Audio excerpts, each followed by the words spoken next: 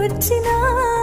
రావణుడి చెరలోని సీతై ప్రతి క్షణము విలపించిన